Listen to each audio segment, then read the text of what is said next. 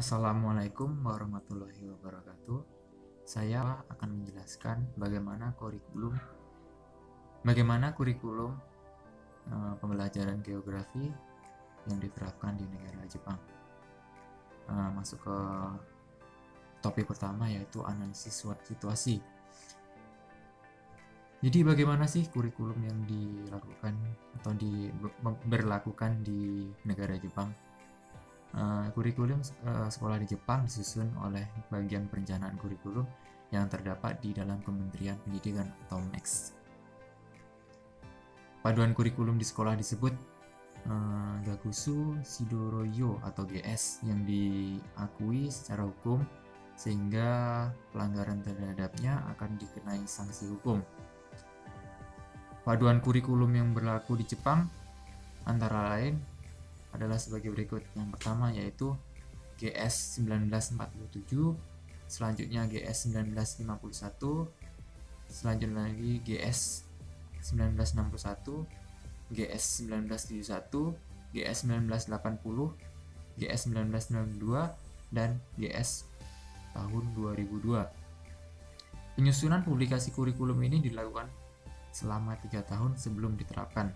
Misalnya SD diterapkan pada tahun 2011, SMP diterapkan pada tahun 2012, dan SMA atau B diterapkan pada tahun 2013. Selanjutnya yaitu tujuan pembentukan kurikulum pembelajaran geografi di negara Jepang. Yang pertama yaitu untuk mengembangkan kepribadian setiap individu secara utuh. Yang kedua, berusaha keras mengembangkan sumber daya manusia yang berkualitas, baik pikiran maupun jasmani. Mengapa hal tersebut harus dilakukan? Karena Jepang termasuk negara maju yang membutuhkan sumber daya manusia yang unggul, sehingga negaranya pun akan terbantu dengan sumber daya manusia baru yang unggul tersebut.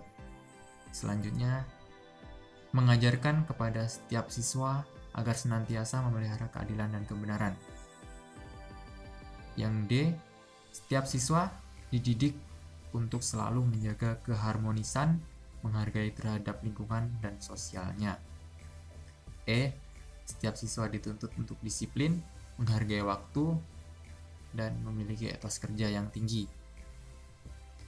Kemudian yang F, pengembangan sikap bertanggung jawab terhadap setiap pembebasan pelajaran, dan tugas diberikan kepada siswa sesuai dengan tingkatan pendidikannya masing-masing.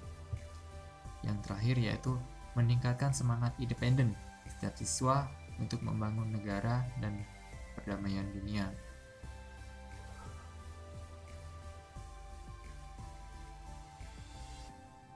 Nah, selanjutnya yaitu materi yang diajarkan pada pembelajaran geografi di negara Jepang. Yang pertama pada tingkat SD.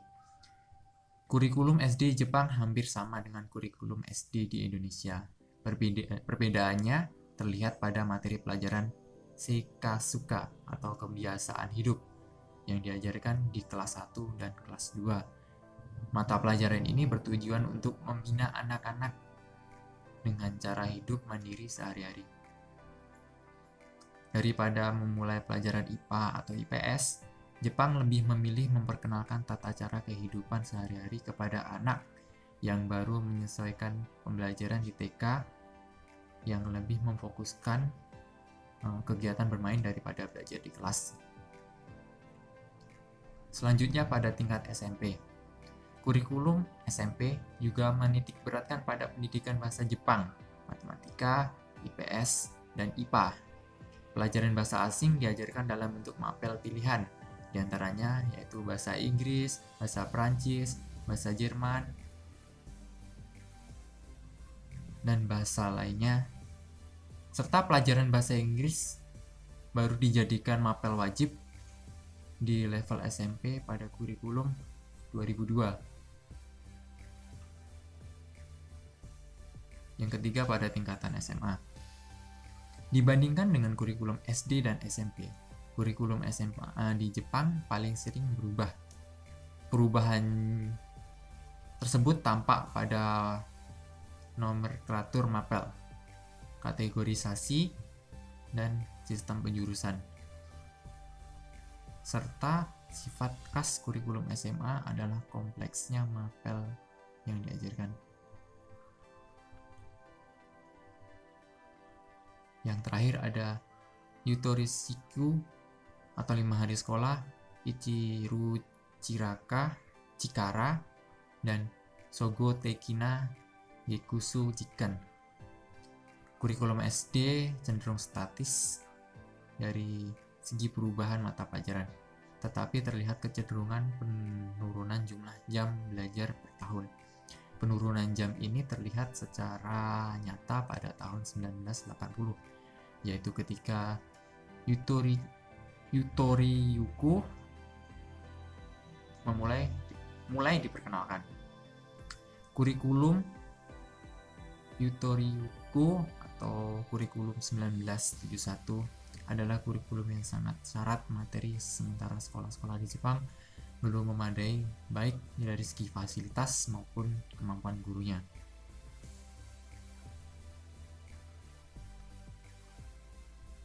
Selanjutnya ada konsep Ichiru Chikara, yaitu konsep yang hendak membudayakan jiwa dan melatih kekuatan serta kemampuan untuk hidup di tengah masyarakat. Konsep ini dijabarkan sebagai hal yang harus dididikan untuk mempersiapkan generasi muda Jepang memasuki abad 21. Yang terakhir adalah konsep Sogoteki Gokusu Jikan. Konsep Sogoteki Gekusu Jikan adalah konsep pembelajaran tematik, yaitu mengajarkan siswa untuk mengenal lingkungannya, budaya, serta alam di sekitarnya.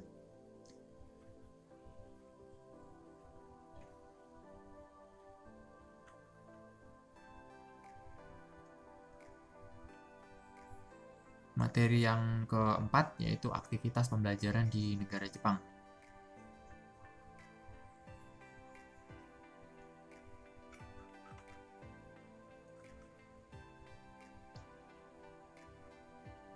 Pada kerangka kurikulum Jepang di bidang studi geografi menargetkan kedalaman proses pembelajarannya. Pembelajaran geografi di Jepang berdasarkan masalah kontekstual.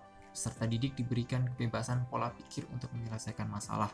Artinya guru memberikan sebuah permasalahan berkaitan dengan kehidupan sehari-hari untuk dipecahkan sesuai dengan pola pikiran peserta didik tersebut.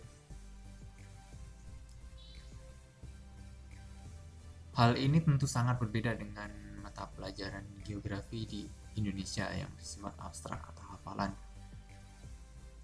dan di mana guru akan diminta siswa mendengarkan apa yang dijelaskan guru, kemudian nantinya para siswa diperintah untuk aktif untuk mengerjakan soal-soal latihan yang diambil dari buku. Yang terakhir adalah evaluasi pembelajaran kurikulum geografi di negara Jepang.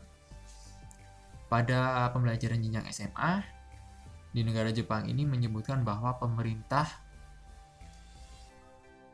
negara tersebut mengharapkan tujuan utama untuk mencetak siswa yang dapat memiliki rasa cinta terhadap kehidupan di lingkungan keluarga, baik pola kehidupan, aturan-aturan dan norma, berhubungan dengan para kerabat, sampai dengan konsep-konsep bagaimana keluarga tersebut beradaptasi dengan lingkungannya di masyarakat sekitar. Oleh sebab itu, di Jepang diajarkan tentang social studies atau pembelajaran sosial yang di dalamnya terdapat sejarah, geografi, dan pendidikan kewarganegaraan. Pada pembaruan kurikulum, selanjutnya dilakukan evaluasi agar tidak terjadi kesalahan yang sama dalam pelaksanaan kurikulum yang baru, karena kurikulum yang baru tersebut bersifat fleksibel dan memungkinkan sekolah untuk meramu kurikulum sendiri berdasarkan konsep atau kondisi daerah, sekolah, dan siswa yang mendaftar.